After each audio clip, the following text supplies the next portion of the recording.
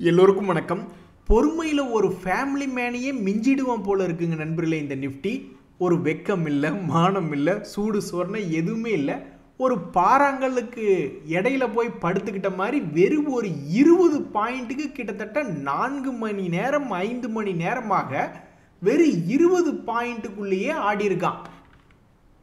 இந்த காலத்தில் படுக்கும்போது கூட தூங்கிட்டு இருக்கும்போது கூட காலை ஆட்டிட்டு தூங்கிக்கிட்டே இருக்கணும். இல்லைன்னா பையனை கொண்டு போய் ஐசியூவில் அட்மிட் பண்ணுங்கடா அப்படின்ற மாதிரி பண்ணி விட்ருவாங்க.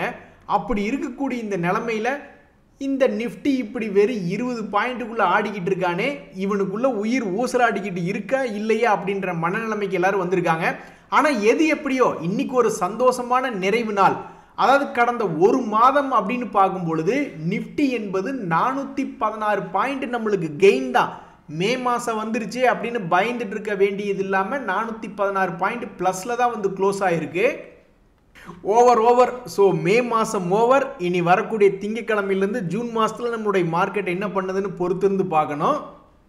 நண்பர்களே, ஒன்றுமே புரியல. நம்ம இந்தியாவினுடைய மிக முக்கியமான தகவல் ஜிடிபி growth அப்படின்ற டேட்டா வருது. இதுக்காக தான் 4-5 நாட்களாக நம்மளுடைய மார்க்கெட் பெருசாக எந்த விதமான ஏற்ற இறக்க இல்லாமல் அந்த டேட்டா எப்படி வருது அப்படின்னு பார்க்கறதுக்காக தான் இவ்வளவு நாள் ரொம்ப விவரமாக ஸ்லோவாக ட்ரேட் ஆகிட்டு இருந்தால், இனி அடுத்த வாரங்களில் ஏதாவது ஒரு சைடு டைரக்ஷன் எடுத்து மேலேயோ கீழேயோ போவான் அப்படின்ற மாதிரி தான் இப்போதைக்கு ஒரு எண்ணம். ஆனால் அதையும் கன்ஃபியூஸ் பண்ணி விடுற மாதிரி வரக்கூடிய தகவல் எங்கள் என்ன சொல்லுதுன்னா, இந்தியாவுடைய ஜிடிபி growth அதாவது வளர்ச்சி என்பது கடந்த 4 வருஷத்தினுடைய லோவ சமயத்தில் மாதிரி தான் வந்திருக்கு அப்படின்ற மாதிரி ஒரு பக்கம் பேசுகிறாங்க. இன்னொரு பக்கம் என்ன சொல்றாங்க, பரவாயில்ல வந்திருக்கக்கூடிய ஜிடிபி டேட்டா என்பது எதிர்பார்ப்பை பூர்த்தி செய்யும் விதமாக வந்திருக்கு அப்படின்னு இன்னொரு குரூப் பேசுறாங்க. எது எப்படியோ இவங்களுடைய அக்கப்போர் இல்லை நாளைக்கு மார்க்கெட்டில். ஸோ இவங்க ஒரு பக்கம் பாசிட்டிவாக இதை எடுத்துக்கிறவங்க ஒரு பக்கம் பேச, நெகட்டிவாக எடுத்துக்கிறவங்க ஒரு பக்கம் பேச பெரிய தலைவலியாக இருந்திருக்கு நாளைக்கு மார்க்கெட்டில். நல்ல வேளை நாளைக்கு மார்க்கெட் லீவு. நண்பர்களே, 100 ரூபாய்க்கு விடவும் கம்மியாக இருக்கக்கூடிய சில பங்குகளை பற்றி முக்கிய தகவல்கள். அதாவது இந்த ஈஸி ட்ரிப் பிளானர் அப்படின்றது வெறும் 11 ரூபாய் இருக்கக்கூடிய பங்கு தற்சமயத்துக்கு டிவிடெண்ட் ஈல்டு என்பது 1/4% அல்லது 0.5% அப்படின்ற மாதிரி கொடுத்துட்டு இருக்கா. இவனுடைய சமீபத்தினுடைய ரிசல்ட் என்பது இன்னும் வரல. இதுக்கு முந்தின குவார்டர்கள் என்பது கொஞ்சம் இம்ப்ரூவ் பண்ணி தான் ரிசல்ட் என்பது காமிச்சிருக்கான். அப்படி இருக்கக்கூடிய இந்த நேரத்தில் இவனுடைய ரிசல்ட் எப்படி வருது அப்படின்றது ரொம்ப முக்கியமான ஒரு கேள்வியாக இருக்குது. இந்த பங்கினுடைய விலை என்பது 52 வீக் லோவில் வந்து ட்ரேட் ஆகிட்டு இருக்கான். சமீபத்தில் கூட ஏதோ ஒரு மால்தீவ்ஸ் ரிலேட்டடான ஒரு நியூஸ் என்னமோ வந்தது. அந்த சமயத்தில் டப்புக்குன்னு ஏதோ கொஞ்சம் மேல் நோக்கி ஏற்றி காமிச்சான்னு நினைக்கிறேன். திடீர்னு 17 காமிச்சான்னு நினைக்கிறேன். அதுக்கப்புறம் மறுபடியும் தொடர்ந்து இப்போ இயர் லோ என்பதில் ட்ரேட் ஆகிட்டு இருக்கு. இவனுடைய ரிசல்ட் இவனை காப்பாற்றுமா இல்லை இன்னும் கீழே தள்ளி விடுமா அப்படின்றத பொறுத்து இருந்தால் பார்க்கணும். அதே சமயம் இந்த நேஷனல் ஃபெர்டிலைசர் அப்படின்ற பங்கு இவனுடைய சமீபத்தினுடைய ரிசல்ட்டும் இன்னும் இவனை காப்பாற்றி விடுமா என்ன அப்படின்றது தெரியல. இதுக்கு முன்னாடி மைனஸ்ல இருந்து 12 கோடின்னு வளர்ச்சி பண்ணியிருக்கான். 12ல இருந்து 46 கோடின்னு வளர்ச்சி பண்ணியிருக்கான். அடுத்து வரக்கூடிய ரிசல்ட் என்ன அப்படின்றத பொறுத்து இருந்தா பார்க்கணும். இந்த சமயத்தில் இந்த நேஷனல் ஃபெர்டிலைசர் அப்படின்ற பங்குமே மிக மிக முக்கியமான ஒரு லெவலில். அவன் மோசம் அளவுக்கு இவன் இல்லை, ஈஸி ட்ரிப் பிளானர் அளவுக்கு இவன் மோசம் கிடையாது. 52 வீக் லோ 70 ரூபாய், அங்கிருந்து மேலே ஏறி 100 ரூபாய்னு கிட்டத்தட்ட 40% பக்கம் ஏறி வந்த பங்கு தான். இவன் கரெக்டாக முக்கியமான இடத்துல இருக்கும்பொழுது இந்த ரெண்டுமே 100 ரூபாய் பங்குகள் தான். இவனு 2 பேர்த்துக்கு அடுத்த வாரத்தில் ஏதாவது ஒரு முக்கிய நிகழ்வு நடக்குமா இல்லையா அப்படின்ற மாதிரி ட்ரேடர்கள் பரபரப்பாக பார்த்துக்கிட்டு இருக்காங்க. இந்த நேஷனல் ஃபெர்டிலைசர் எவ்வளவு டிவிடெண்ட் ஈல்டு கொடுக்குறான்னா இவனும் ஒன்றும் பெருசாக கொடுக்கல. இவனும் வந்து 27% என்பது தான் 0.27% அப்படின்றதான் இதனுடைய டிவிடெண்ட் ஈல்டாக தற்சமயத்தில் இருக்குது. நண்பர்களே, ரொம்ப ஒரு முக்கியமான தகவல். இந்த அமரா ராஜா பேட்டரி அப்படின்ற பங்கு இன்னைக்கு கிட்டத்தட்ட ரிசல்ட்டுக்கு அப்புறம் 5% இறங்கி தான் இருக்கு. ஆனால் இவனுடைய சாதனை என்ன அப்படின்னு பார்த்தீங்கன்னா, இவனுடைய கடன் என்பது இல்லை. அதாவது சமீபத்தினுடைய குவார்டர்லி ரிசல்ட்டில் அவன் ஏதோ லாஸ் மேக்கிங் பண்ணியிருக்கான், கம்பெனி நடத்துகிற கடன் வாங்கியிருக்கான் அப்படின்லாம் எதுவும் கிடையாது. சுத்தமாக கடன் என்பதே இல்லாத ஒரு கம்பெனியாக இருக்கக்கூடிய இந்த கம்பெனியினுடைய குவார்டர்லி ரிசல்ட் என்பது கொஞ்சம் சுமாராக வந்திருக்கு. வெறும் 167 கோடி. இந்த 167 கோடிலாம் 2-3 வருஷத்துக்கு முன்னாடியே அவன் பண்ணவன் தான். அதுக்கப்புறம் வளர்ச்சியெல்லாம் காமிச்சிக்கிட்டு இருந்தவன் அப்புறம் அந்த செக்டரே கொஞ்சம் வீக்காக இருக்கிற மாதிரி ரிசல்ட் காமிச்சிருக்கான். இதனால் இந்த பங்கு பாவம் இன்னைக்கு ஒரு 5% இறக்கி விட்டாங்க. அது மட்டும் இல்லாமல் 52 வீக் லோவில் கடந்தவனுக்கு ஏதாவது ஒரு நல்ல தகவல் வருமா அப்படின்ற மாதிரி பார்த்தா பெருசாக மார்க்கெட் செலிப்ரேட் பண்ணக்கூடிய தகவல் என்பது இன்னைக்கு வரல. ஸோ இன்னைக்கு தேதியில் இதுகிட்ட ட்ரிகர் இல்லை. இனி அடுத்தடுத்த நாட்களில் என்ன அப்படின்றது பொறுத்திருந்து தான் பார்க்கணும். ஒரு ஃபங்க்ஷனுக்கு கிளம்பணும்னா கிட்டத்தட்ட 1 மணி நேரமாவது நம்ம வெயிட் பண்ணணும். யாருக்குன்னா வீட்டம்மாக்கு தான். அவங்க வந்தால் தான் நம்மளுக்கும் மரியாதை ஃபங்க்ஷனில். இருந்தாலும் அவங்க வரணுங்கிறக்காக 1 மணி நேரமாவது நம்ம வெயிட் பண்ணிக்கிட்டு இருக்கணும். இந்த சமயத்தில் ஸ்டாக் மார்க்கெட்லேயே அதே மாதிரி தான் பல பங்குகள் மேல் நோக்கி வந்துட்டான். ஆனால் இந்த சையண்ட் அப்படின்ற பங்கு எப்படா மேல் நோக்கி வருவான்னு பல ட்ரேடர்கள் காத்துக்கிட்டு இருக்காங்க. இதுக்கு முன்னாடி அவனுக்கு ஒரு நல்ல மார்க்கெட் சென்டிமெண்ட் இருந்த சமயத்தெல்லாம் ஸ்மார்ட் மணி கான்செப்டில் அவனை வந்து நல்லா ஒரு கட்டத்துக்கு கீழே அவனை இறக்கி விடவே இல்லை. எப்போ வந்தாலும் சரின்னு வச்சுக்கோங்களேன், ஒரு 4-5 தடவை எப்பெல்லாம் ஒரு குறிப்பிட்ட லோ வர்றானோ அப்பெல்லாம் அவனை மேலே தூக்கி விட்டுக்கிட்டே இருந்தாங்க. அதுக்கப்புறம் ஒரு கட்டத்தில் அவங்களுக்கே போர் அடிச்சிருச்சு போல். மார்க்கெட்டில் வந்து செக்டரில் இந்த சயின்ஸ் சம்மந்தப்பட்ட செக்டர்லாம் ஒரு பேட் நியூஸ், அதுவும் இல்லாமல் மார்க்கெட் டவுன் ஆனதுனால அவனை ஒரு குறிப்பிட்ட ஸ்மார்ட் மணி கான்செப்டுக்கு கீழே அவனை இறக்கி விட்டுட்டாங்க. அப்படி இறக்கி விட்டதுக்கப்புறம் இப்போ தற்சமயத்துக்கு 50 டேஸ் மூவிங் ஆவரேஜ் தாண்டி ஒரு மொமெண்டமில் ட்ரேட் ஆகி கொண்டு இருக்கக்கூடிய இந்த பங்கு எப்படா ஒரு 200 டேஸ் மூவிங் ஆவரேஜை தொடுவான், எப்படா இவனுடைய பழைய ஹையை போய் தொடுவான் அப்படின்னு பல பேர் காத்துக்கிட்டு இருக்காங்க. என்னங்க ட்ரேடர்கள்லாம் இந்த ரேஞ்சுக்கு கீழே இறங்கி வந்துட்டாங்க அப்படின்ற மாதிரி, நீ மட்டும் மேலே வந்தீங்கன்னா உனக்கு குச்சி மிட்டாயும் குருவி ரொட்டையும் அண்ணன் வாங்கி தர்றேன் அப்படின்ற மாதிரி பல ட்ரேடர்கள் யோசிச்சுட்டு இருக்காங்க. இந்த ஜைடஸ் லைஃப் சயின்சஸ் அப்படின்ற பங்கு இதுக்கு முன்னாடி 200 டேஸ் மூவிங் ஆவரேஜ் கிட்ட அவனால் தாண்ட முடியல. இந்த முறையும் ரொம்ப நாளுக்கு அப்புறம் அவனுடைய ப்ரைஸில் வந்து ஸ்ட்ரென்த் வந்து மறுபடி 200 டேஸ் மூவிங் ஆவரேஜை தொட்டுக்கிட்டு இருக்கான். இந்த சமயத்தில் தான் ட்ரேடர்கள் வந்து இதை மட்டும் நீ சக்ஸஸ்ஃபுல்லாக தாண்டிட்ட உனக்கு குருவி ரொட்டி வாங்கி தரேன்னு சொல்லிக்கிட்டு இருக்காங்க. கீழே போனாக்க என்ன பண்ண முடியும்? ஒன்றும் பண்ண முடியாது. இந்த சமயத்தில் வந்து இந்த பங்கில் என்ன ஒரு தகவல் அப்படின்னு பார்த்தீங்கன்னா, இருக்கிறதுலே கடன் கம்மியாக, அதாவது நிறைய ஃபார்மா கம்பெனிஸ் எல்லாம் பணம் கொளுத்து போய் கிடக்குறாங்க. அவங்ககிட்ட கடன் என்பதே இல்லை. அது மாதிரி நிறைய பங்குகள் இருக்குது. அந்த வகையில் இந்த ஜைடஸ் லைஃப் சயின்சஸ் அப்படின்ற பங்குகிட்டையும் பெருசாக கடன் என்பதெல்லாம் இல்லை.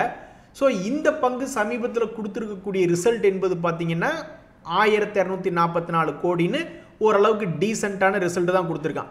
பட் இந்த ஃபார்மா செக்டர் ட்ரம்ப் அவர்களுடைய நேரடி கும்பா குட்டிக்குள்ளே வர்றதுனால அவர் என்ன தகவல் கொடுப்பாரோ இல்லையோ அப்படின்னு ஒரு மாதிரி நடுங்கிக்கிட்டே இந்த ஃபார்மா கம்பெனிகள் ஒரு மாதிரி ட்ரேட் ஆகிட்டு இருக்கான். ஸோ இவங்களுடைய தலையெழுத்தெல்லாம் அடுத்தடுத்த நாட்கள், அதுலேயும் குறிப்பாக ஜூலை 9ஆம் தேதி என்ன ஆகும்னு தெரியாமல் இருக்கக்கூடிய இந்த நேரத்தில் இந்த பங்குல இன்னொரு தகவல் என்னன்னா, கரெக்டாக 200 டேஸ் மூவிங் ஆவரேஜ் அப்படின்றது வந்து தொட்டிருக்கான். இனிமேல் இந்த பங்குல என்ன நடக்கும்? தன்னுடைய பழைய ஹை 1300 வரைக்கும் வருமா, அல்லது இன்னும் கீழே போய் பல பேர்த்துக்கு மறுபடியும் இன்னொரு என்ட்ரிக்கு வாய்ப்பு கொடுக்குமா அப்படின்றது பொறுத்திருந்து தான் பார்க்கணும். City union bank share price சும்மா சொல்லக்கூடாது. இதை மட்டும் நீ பண்ணிட்டீன்னா எங்கள் வீட்டு பக்கத்தில் ஒரு பெரிய பேனர் வச்சிருவோம். மதுரையில் தான் வந்து பேனர் வைக்கிறது பிரபலம். எங்களுடைய கண்ணுக்குட்டிக்கு கல்யாணம் அல்லது எங்களுடைய அக்கா பொண்ணுக்கு வளகாப்புன்னு ஏதாவது ஒரு பெரிய ஊரையே மறைக்கிற மாதிரிலாம் கூட பேனர் வைக்கிறது நம்ம பார்த்துருக்கோம். அந்த மாதிரி இந்த சிட்டி யூனியன் பேங்க் ஷேர் மட்டும் இந்த முறை தன்னுடைய ரெசிஸ்டன்ஸை தாண்டிட்டானாக்கா திருப்பூர் பஸ் ஸ்டாண்டுக்கு நடுவில் கொண்டு போய் ஒரு பேனர் வச்சு இவனை பாராட்டிடலான்னு தான் நிறைய பேர் நினச்சிக்கிட்டு இருக்காங்க. ஏன் அப்படின்னாக்கா 2021களில் இருந்தே ஒரு குறிப்பிட்ட ஹை 200 ரூபா பக்கத்தில் வர வேண்டியது, அப்புறம் மறுபடியும் 100 ரூபா வந்துட வேண்டியது, அப்புறம் மறுபடியும் 200 ரூபா வர வேண்டியது, அப்புறம் மறுபடியும் 100 ரூபா வந்துட வேண்டியது, அப்புறம் மறுபடியும் இப்போ 200 ரூபாய்ன்னு வந்திருக்கான். ஆக மொத்தம் கணக்கு பார்த்தாக்கா 100%, 100%, 100%, 300%, 1.5 வருஷம் அல்லது 2 வருஷத்துக்கு ஒருக்கா 100% அப்படின்ற மாதிரி வேலை பண்ணி விட்டுருக்கான். இந்த முறை என்ன பண்ணுவான்? உண்மையிலேயே நீ இதை தாண்டிட்டீன்னா நீ கெட்டிக்காரந்தாயா அப்படின்ற மாதிரி பல ட்ரேடர்கள் இந்த பங்கை பாராட்டுறக்கு காத்துக்கிட்டு இருக்காங்க. ஆனால் இது வரைக்கும் 5 வருஷமாக அந்த குறிப்பிட்ட 200 ரூபாய் ரேஞ்சிலேயே அவனை பிடிச்சி கீழே திருப்பி விட்டுருக்காங்க. இந்த முறை என்ன பண்ணுவான் அப்படின்றது பொறுத்திருந்து தான் பார்க்கணும். பொறுத்திருந்துன்னா என்ன, இப்போதைக்கு சார்ட்ல எல்லாம் பார்க்கும்போது இதுக்கு சாதாரண பொறுமையெல்லாம் பத்தாது போல. புத்தர் அந்த மாதிரி மிகப்பெரிய ஆளுகளுடைய பொறுமை தேவைப்படும் போல. ஏன்னா கிட்டத்தட்ட 2 வருஷம் to 3 வருஷத்துல தான் அவனுடைய மொத்த வால்டிலிட்டி அப்படின்ற மாதிரி காமிச்சிக்கிட்டு இருக்கான். அதனால இது 2-3 மாசத்துலாம் இதனுடைய டேட்டா ஏதாவது தெரியுமா அப்படின்றது டவுட்டு தான். நண்பர்களே, இங்கே தான் ஒரு முக்கியமான தகவல். நான் கென்யாவுக்கு இந்த சாஃப்ட்வேர் ப்ராடக்ட்ஸ் எல்லாம் செல் பண்ணுறதுக்கு போயிட்டு இருந்த சமயத்தில் அந்த கென்யாவில் இருக்கக்கூடிய புரோக்கர்கிட்ட இருக்கக்கூடிய டீலர்களை என்ன சொல்லுவாங்கன்னா, ஃபாரின்லேருந்து எங்களுக்கு ஏதாவது பங்குகளை வாங்க சொல்லி ஆர்டர் வரும். அப்போ நாங்கள் என்ன பண்ணுவோம்னாக்க நிறைய புரோக்கர்களுக்கு கால் பண்ணி, ஏன்னா மார்க்கெட்டில் கொண்டு போய் ஆர்டர் போட்டாங்கன்னு வச்சிங்களேன், அவங்க சொல்கிற வால்யூம் அவங்க பையிங் சைடு ஃபுல்லாக அவங்களுடைய ஆர்டர் புக்கில் காமிச்சாங்கன்னா இதை பார்த்துட்டு இந்த பங்கில் ஏதோ ஒரு மாற்றம் வருதோன்னெலாம் நினைக்கிறதுக்கு வாய்ப்பு இருக்குது.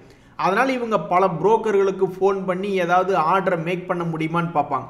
அப்படி இல்லைன்னா என்ன பண்ணுவாங்கன்னா, ஒரு உதாரணத்துக்கு இப்போ ஒரு வோல்டாஸ் பங்கு அப்படின்னு இருக்குன்னு வச்சிங்களேன், அது இப்போ சமீபத்தில் ஒரு 4 மாதங்களாக ஒரு குறிப்பிட்ட லெவலுக்குள்ள ஒரு ஆர்டர் பிளாக் அப்படின்னு சொல்லுவாங்க. அதாவது ஒரு 10 லட்சம் குவான்டிட்டிக்கு மேலே வாங்கணும் தம்பி, குறிப்பிட்ட இந்த சப்போர்ட் லெவலில் வந்தால் மட்டும் வாங்கு அப்படின்னு இன்ஸ்டிடியூஷன்ஸ் புரோக்கர்கிட்ட சொல்லி அல்லது ஏதோ ஒரு வகையில் மிகப்பெரிய ஆட்கள் ஒரு குறிப்பிட்ட சப்போர்ட் வந்தால் மட்டும் வாங்கிறது அப்படின்றது தான் ஆர்டர் பிளாக். ஸோ அதுக்கு ஒரு எக்ஸாம்பிளாக இந்த வோல்டாஸ் அப்படின்ற பங்கு கூட சமீபத்தில் ஒரு குறிப்பிட்ட சப்போர்ட் லெவலுக்குள்ள விழுந்துச்சுனாக்கா அவன் சில நேரங்களில் ஏறக்கூடிய வேலை அப்படின்றது நடந்திருக்கு. இன்னொரு உதாரணம் கூட காட்ட முடியும். கிக்ரி அப்படின்னு ஒரு பங்கு, general insurance corporation of India அப்படின்ற பங்கு. இது போன்ற பங்குகள்லையும் ஒரு குறிப்பிட்ட அக்குமுலேஷன் பண்ணணும், பெரிய ஆளுக ஒரு குறிப்பிட்ட லெவல் வந்தால் மட்டும் வாங்கணும் அப்படின்றதான் ஒரு ஆர்டர் பிளாக், குறிப்பிட்ட சப்போர்ட்டில் வாங்கணும் அப்படின்ட்டு. ஸோ இந்த பங்குமே சமீபத்தில் இந்த general insurance corporation of India அப்படின்றது ஒரு குறிப்பிட்ட லெவல் வந்துச்சுன்னா கூட அங்கிருந்து, ஏன்னா அவனுக்கு தான் பெரிய லட்சக்கணக்கில் ஆர்டரை போட்டு வச்சுருக்கானுங்க, அதையும் தாண்டி உடைக்கிற மாதிரி பெரிய வலிமையான ஆள் வேணும். அப்படி சப்ளை இல்லைன்னு என்ன பண்ணும், மறுபடியும் அப்புறம் இங்கிருந்து ஏறிட்டே போகும். ஆனால் இந்த இன்ஸ்டிடியூஷனல் இன்வெஸ்டர்ஸ் வாங்கின இடம் அப்படின்றது இது மட்டும்தான், மேலே போகிறதெல்லாம் அவங்களுக்கு லாபம் தான். ஸோ ஒரு ஸ்டாக் மார்க்கெட்டில் அக்குமுலேஷன் ஃபேஸ் அப்படின்னு ஒன்று இருக்குது. அதாவது ஒரு குறிப்பிட்ட சப்போர்ட் லெவல் வந்ததுன்னா தான் நாங்கள் உள்ள என்ட்ரி ஆகும் அப்படின்னு சொல்லக்கூடிய இடம் தான் இந்த ஆர்டர் பிளாக் அப்படின்றது. அந்த வகையில் இந்த கிக்ரி அப்படின்ற பங்கு சமீபத்தில் ஒரு குறிப்பிட்ட 200 days மூவிங் ஆவரேஜ் அப்படின்ற ஒரு இடத்துல உளுந்திருக்கான். இனி இவன் என்ன பண்ண போகிறான் அப்படின்றது ஒரு 2-3 மாதம் கழித்து எடுத்து பார்த்தா தான் தெரிய வரும். ஆர்டர் பிளாக்கை உடைக்க முடியாத அளவுக்கு சக்திசாலி இன்ஸ்டிடியூஷன்ஸ் இங்கே ஆர்டர் போட்டு வச்சுருக்காங்களா, அல்லது அவங்களையே உடைக்கிற அளவுக்கு எவனாவது புதுசாக பயத்தில் எவனாவது செல் பண்ணுறதுக்கு வர்றானா அப்படின்றதெல்லாம் பொறுத்திருந்து தான் பார்க்கணும். இதுதாங்க நான் கென்யா போயிருக்கீல டீலர்கிட்ட பேசிகிட்டு இருக்கும்போது நடந்த ஒரு சம்பவம். நண்பர்களே, இந்த வீடியோ பார்த்துட்டு இருக்கக்கூடிய மிகச்சிறந்த ட்ரேடர்கள் இதுக்கு உண்டான காரணத்தை கண்டுபிடிக்க முயற்சி பண்ணுங்க. அதாவது எத்தனையோ ஐடி பங்குகள் இருக்குது, முன்னணி டாப் 10 எக்ஸ்போர்ட்டிங் கம்பெனியில் இன்ஃபோசிஸ், டிசிஎஸ் போன்ற எத்தனை, விப்ரோ போன்ற எத்தனையோ கம்பெனிகள் இருக்குது. அதில் இந்த டெக் மஹிந்திரா மட்டும் அடங்கிறதே இல்லை. அவன் எப்பெல்லாம் ஒரு சப்போர்ட் ஜோன் வர்றானோ மற்ற பங்குகள்லாம் ரெக்கவரி ஆகக்கூடிய டைம் அப்படின்றது எடுத்துக்கிறதுக்கு சிலது காரணிகள் இருந்தாலும் இவனுடைய ரெக்கவரி அப்படின்றது ரொம்பவுமே பெருசாகவும் இருக்குது. பெரிய ரேஞ்ச் 1000 எங்கே அப்புறம் 2000 எங்கே, அதே மாதிரி இவனுடைய வேகமும் ரொம்ப டிஃப்ரெண்ட்டாக இருக்குது. ஸோ இந்த டெக் மஹிந்திரா அப்படின்ற பங்கு மற்ற ஐடி பங்குகள் முன்னணி, அதாவது சும்மா சின்ன ஐடி பங்குகள் பற்றி பேசக்கூடாது, டாப் 10 எக்ஸ்போர்ட்டருக்குலாம் இருக்கக்கூடிய ஐடி பங்குகளை பற்றி பேசும்பொழுது இந்த டெக் மஹிந்திரா மட்டும் தொக்கா 1200 ரூபா ரேஞ்சிலிருந்து ஏதோ மலை ஏறின மாதிரி 200 days மூவிங் ஆவரேஜ் தாண்டி 1573 ட்ரேட் ஆகிட்டு இருக்கான். என்ன காரணம் அப்படின்றதே தெரியல. இப்போ ஒரு கம்பேரிசனுக்கு பார்த்தீங்கன்னா இந்த இன்ஃபோசிஸ் எல்லாம் அவனும் ஒரு டாப் 3 ஐடி எக்ஸ்போர்ட்டர்லாம் வர்றான். பட் இருந்தாலும் அவன்லாம் இன்னும் பெருசாக 1300லேருந்து 1562 வந்தாலும் இன்னும் 50 days மூவிங் ஆவரேஜ் பக்கத்துலேயே தான் ஆடிட்டு இருக்கான். இன்னும் 200 days மூவிங் ஆவரேஜ் பக்கத்துக்கிட்ட வரல. இது என்ன அதிசயம், என்ன ஏன் இவன் இவ்வளோ ஸ்பெஷலாக இருக்கான் அப்படின்றது ஒன்றுமே புரியல. அட பாவி, நாங்கள் எத்தனையோ பத்திரிகைகளை படிக்கிறோம், மண்டூக முனிவருக்கு சாபம் விமோசனம் கொடுத்த நாள், அது மாதிரி எத்தனையோ சாப விமோச்சனம். ஸ்டாக் மார்க்கெட்டில் கூட எத்தனையோ பங்குகள் கீழே இருந்து 50%, 100% ஏறி நம்மளுக்கு விமோச்சனம் கொடுத்துருக்கு. இல்லைன்னா சொல்லக்கூடாது, பொய் சொல்லக்கூடாது. ஆனால் இந்த ஐஆர்சிடிசி அப்படின்றது ஏதோ ஒன்று நம்மளுக்கு சாப விமோச்சனம் தர்ற மாதிரியே ரொம்ப வேகமாக ஏறி 200 days மூவிங் ஆவரேஜ் கிட்ட தாண்டுற மாதிரி காமிச்சிக்கிட்டு இருந்தான். சரி, ஓகே, சாப விமோச்சனம் கிடைச்சிருச்சாட்டிருக்கு அப்படின்ற மாதிரி நினச்சிக்கிட்டு இருந்தா டொபக்குன்னு கீழே இறங்கிட்டான். அதாவது 2 வருஷத்துக்கு ஒருக்கா 3 வருஷத்துக்கு ஒருக்கா இந்த ஐஆர்சிடிசி அப்படின்ற பங்கு அந்த ஷேர் ஹோல்டர்ஸ்க்கு சாப விமோச்சனம் அப்படின்றது கொடுத்து விடுறது. திடீர்னு எதுக்கோ 1200 போகிறான், கீழே 500 ரூபா ரேஞ்சிலிருந்து 2 முறை பண்ணிட்டான், 2 வருஷத்துக்கு ஒருக்கா பண்ணிட்டான். ஸோ இந்த 2025 ஏதாவது சாப விமோச்சனம் இருக்குமா இல்லையான்னு பார்த்துக்கிட்டு இருந்தாக்க பாதி மாதம் முடிஞ்சிருச்சு, இன்னும் இல்லை, இன்னும் 6 மாதம் போனால் இந்த வருஷம் முடிஞ்சிடும் போல். அப்புறம் அடுத்த வருஷம் இது சாப விமோச்சனம் கொடுக்குறானான்னு பார்த்துக்கிட்டு இருந்திருப்பாங்க பாவம் இந்த ஐஆர்சிடிசி ட்ரேடர்கள்லாம். உங்ககிட்ட எல்லாம் பணம் சம்பாதிக்கிறதுக்கு நாங்கள் 6 மாதம் 1 வருஷம் 2 வருஷம்னு காத்து கிடக்க வேண்டியதாக இருக்கே அப்படின்ற மாதிரி புலம்பிக்கிட்டு இருப்பாங்க. இந்த சமயத்தில் ஐஆர்சிடிசி அப்படின்ற பங்குனுடைய லேட்டஸ்ட் ரிசல்ட் என்ன அப்படின்னு பார்த்தீங்கன்னா, அவன் மோசமாகலாம் பண்ணல. அவனுக்குன்னு ஒரு ஸ்டாண்டர்டான ஒரு பிஸ்னஸ் இருக்குது. அதுக்கு தகுந்த மாதிரி 358 கோடின்னு மோசமாகலாம் அவன் ரிசல்ட் கொடுக்கல. இந்த சமயத்தில் அவனுடைய பங்கு பழைய ஹை 1050 பக்கத்தில் வந்தால் மகிழ்ச்சி, இல்லைன்னா நீ என்ன பண்ண முடியும் அப்படின்னு ட்ரேடர்கள்லாம் உட்காந்துக்கிட்டு இருக்காங்க.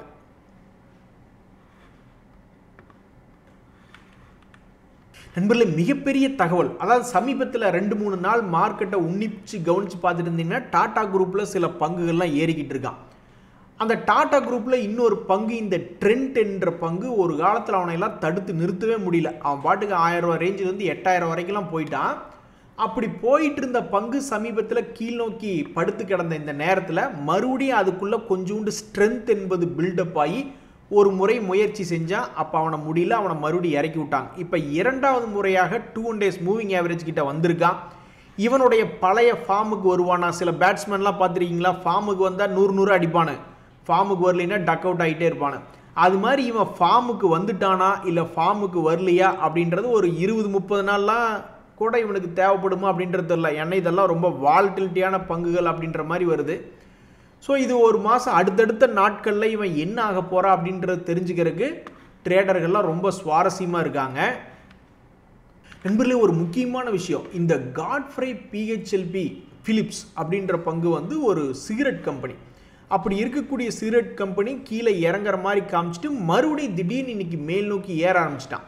இந்த ஐடிசியுமே கூட ஒரு சிகரெட் ரிலேட்டடான கம்பெனி தான். ஆனால் அவன் வந்து இன்னும் 200 days மூவிங் ஆவரேஜ் கிட்டேயே இருக்கான். பட் இந்த காட்ஃப்ரே பிலிப்ஸ் இந்தியா அப்படின்றது நல்லா மேல் நோக்கி இருக்கான்.